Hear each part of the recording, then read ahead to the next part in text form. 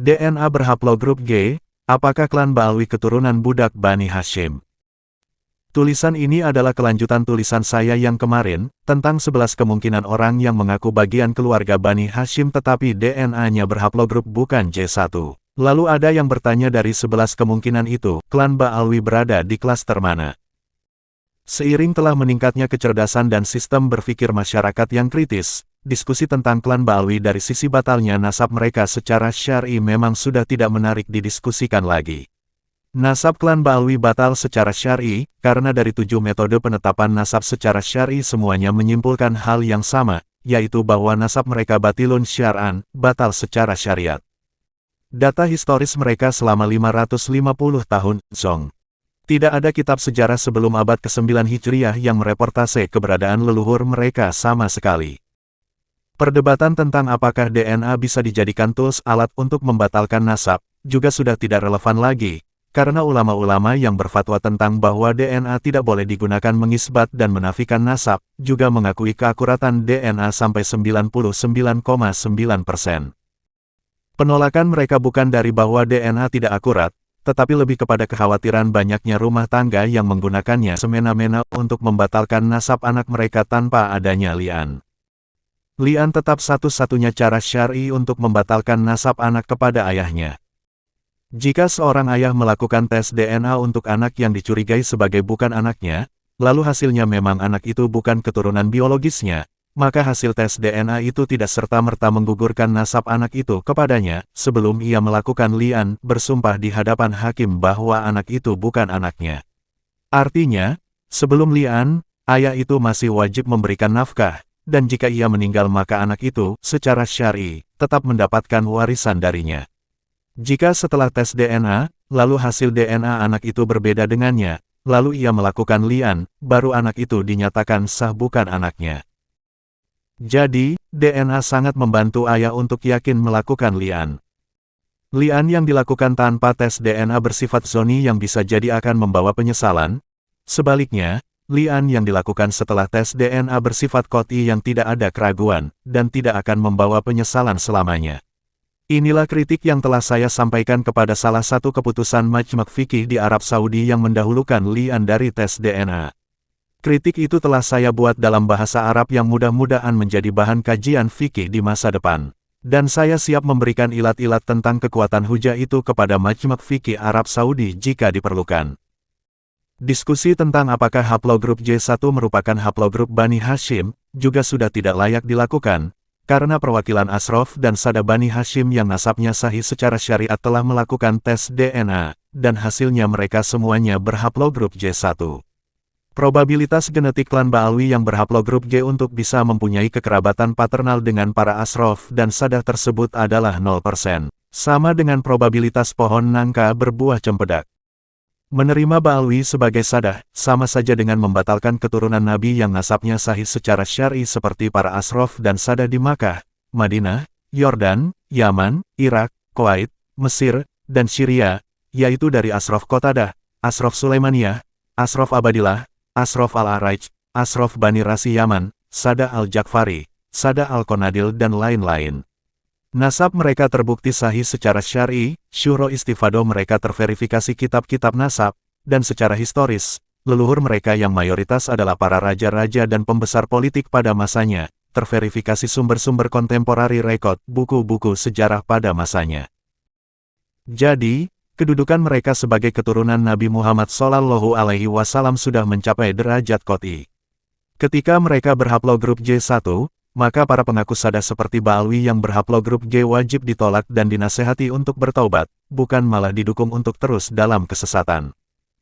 Menerima dengan husnuzon bahwa mereka adalah bagian dari Sadah termasuk dalam kategori al-iyanah alal maksiat, membantu dalam kemaksiatan. Dan, diskusi apakah Ba'alwi telah konklusif berhaplogrup G atau bukan, tidak patut lagi diperbincangkan. Rumail Abbas berusaha berkelit malu-malu membuat wacana berbeda dari narasi sebelumnya, bahwa klan Ba'alwi berhaplogrup G itu belum konklusif, karena sampelnya baru sedikit. Sebelumnya, Rumail Abbas membuat narasi bahwa sebelum sampel DNA Nabi Muhammad dapat ditemukan, maka kemungkinan haplogrup selain J1 pun masih terbuka sebagai kandidat haplogrup Nabi Muhammad Shallallahu Alaihi Wasallam. Namun, kini setelah Rumail memahami bahwa perbedaan haplogrup dari klan pengaku Sadah dengan Ashraf di Hijaz adalah suatu pertanda yang konklusif bahwa nasabnya palsu, kini Rumail membuat narasi bahwa belum tentu Ba'alwi haplogrupnya G semua. Dengan narasi itu Rumail telah menendang keluarga Assegaf, bin Shihab, bin Smith, bin Syekh Abu Bakar, Al-Habsyi, dan Al-Haddad sebagai bagian dari klan Ba'alwi, karena marga-marga tersebut sudah tes DNA dan hasilnya G. Kembali ke pertanyaan dari 11 kemungkinan mengapa ada klan yang mengaku Bani Hashim tetapi haplogrupnya bukan J1, lalu Ba'alwi termasuk masuk dalam klaster yang mana, ketika haplogrupnya terbukti G. Pertama dilihat dari kemungkinan terjadinya sumpah setia tahaluf antara para Sadah dan Ashraf Bani Rassi yang ada di Yaman dengan klan Ba'alwi. Saya tidak mendapatkan satu sumber pun, baik dari kitab nasab atau sejarah sebelum abad 9 yang menyatakan adanya aliansi antara Ashraf Bani Rassi di Yaman dengan klan Ba'alwi. Maka probabilitas bahwa klan Ba'alwi berasimilasi ke keluarga Bani Hashim di Yaman karena faktor tahaluf adalah 0%. Begitu juga jika kita asumsikan mereka bertahaluf dengan keluarga Ahmad bin Isa, sama sekali datanya zong. Tidak ada satu berita pun sebelum abad ke-9 Hijriah yang menyatakan Ahmad bin Isa pernah hijrah ke Yaman, atau Ba'alwi pernah pergi ke Madinah, tidak ada. Jadi, kemungkinan pertama ini tidak mungkin. Kemungkinan kedua, mereka jalur ibu. Saya juga sama sekali tidak mendapatkan satu sumber pun dari buku nasab dan sejarah sebelum abad ke-9 Hijriah yang menyatakan adanya interaksi saling menikah antara Ba'alwi dengan para Sadah dan Ashraf. Jadi, kemungkinan mereka merupakan jalur ibu sebelum abad ke-9 Hijriah probabilitasnya 0% juga. Berbeda dengan keturunan Wali Songo yang sejak abad pertama Hijriah terverifikasi data primer adanya interaksi antara Damaskus dan Nusantara, dengan ditemukannya koin berangka tahun 79 Hijriah di situs Bongal, yang terletak di Desa Jago-Jago, Kecamatan Badiri, Kabupaten Tapanuli Tengah, Sumatera Utara. Begitu pula tercatat dalam sejarah, adanya interaksi Sadah Makkah yang datang ke Aceh pada 840 Masehi yang bernama Sayyid Abdul Aziz dari keturunan Musa Al-Kazim, lalu menikah dengan putri bangsawan Perlak dan kemudian diangkat menjadi Sultan Perlak pertama dengan gelar Sultan Alaidin Sayyid Maulana Abdul Aziz Shah. Pada tahun 1699, datang dari marga Al-Hasani Makkah, Sultan Badrul Munir Syarif Hashim Jamaluddin. Ia diangkat sebagai sultan setelah masa para sultanah berakhir. Jadi, para bangsawan Aceh mempunyai probabilitas sebagai keturunan Nabi dari jalur ibu, dengan asumsi sang sultan tidak mempunyai anak laki-laki. Kemungkinan ketiga, Ba'alwi merupakan anak hasil adopsi dari para Sadah dan Ashraf. Saya juga tidak mendapatkan satu sumber otoritatif yang menyatakan adanya peristiwa adopsi dari para Sadah dan Ashraf terhadap salah seorang leluhur klan Ba'alwi sebelum abad ke-9 Hijriah.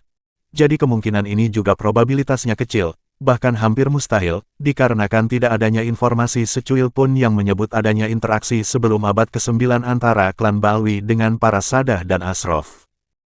Kemungkinan keempat, Ba'alwi merupakan orang yang mengaku sebagai Bani Hashim karena mengambil kesempatan dari para Sadah asli yang bertakiyah menyembunyikan identitas.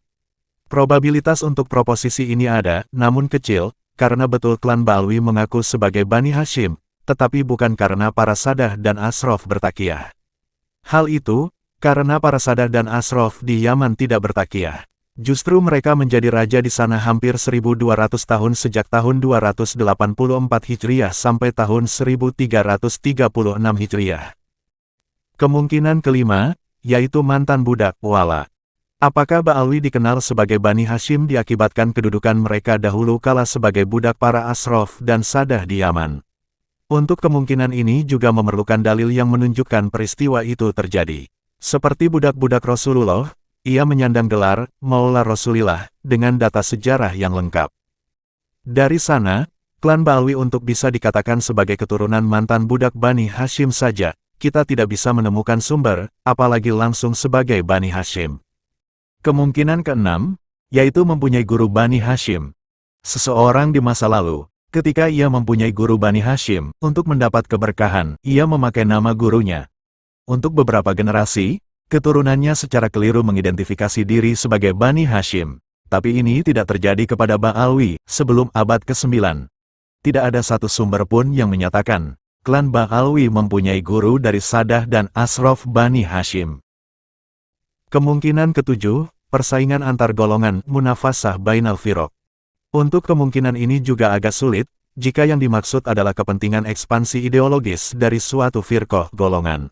Karena klan Ba'alwi di abad ke-9 mengaku sebagai Sunni, sedang keluarga Ahmad bin Isa adalah seorang Syi'i. Jika suasana arus utama ideologis di Tarim adalah Syi'i, pengakuan itu mungkin bermakna munafasah bainal firaq, agar kedudukan klan Ba'alwi sebagai Syi'i mempunyai kekuatan genealogis untuk menarik orang Sunni agar berpindah menjadi Syi'i. Kenyataannya, arus utama di Tarim adalah Sunni, jadi, pengakuan klan Ba'alwi sebagai Bani Hashim atau keturunan Nabi dari jalur Ahmad bin Isa bukan berdasarkan faktor ideologis, tetapi lebih dimaknai sebagai hanya upaya meraih otoritas lebih dari klan lainnya di suatu kawasan dengan menyambungkan diri dengan nasab para Sadah dan Ashraf terlepas dari basis ideologisnya. Kemungkinan kedelapan, kesalahan identitas.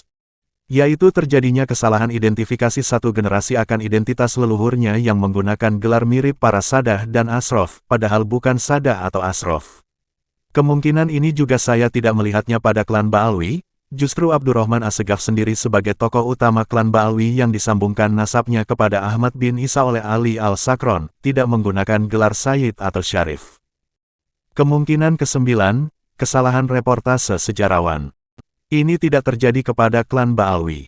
Tidak ada satu sejarawan pun yang menulis mereka sebagai Sadah sebelum pengakuan mereka di abad ke-9 Hijriah. Jangankan sebagai Sadah, sebagai sosok historis pun nihil. Yang saya maksud klan Ba'alwi di sini adalah klan Ba'alwi Abdurrahman As-Segaf yang di abad ke-9 Hijriah mengaku sebagai Ba'alwi Jadid.